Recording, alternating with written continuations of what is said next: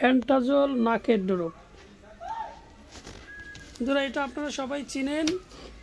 এটা অনেকেরই এই শীতে প্রয়োজন হয়, যাদের নাক বন্ধ হয়ে থাকে, নিঃশ্বাস নিতে কষ্ট হয়, বা নাকে মাংস বেশি বাড়তি রয়েছে, অথবা অতিরিক্ত ঠান্ডার ফলে নাক বন্ধ হয়ে থাকে, তাদের জন্য অত্যন্ত কার্যকরী জরুরি একটা নাজাল ড্রপ অ্যান্টাজল।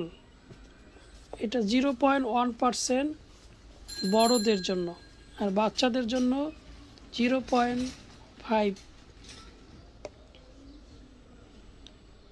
এটির দাম মাত্র 20 টাকা। 4-5 বার প্রতিদিন এক নাকে 2 ফোঁটা করে ব্যবহার করতে হয়।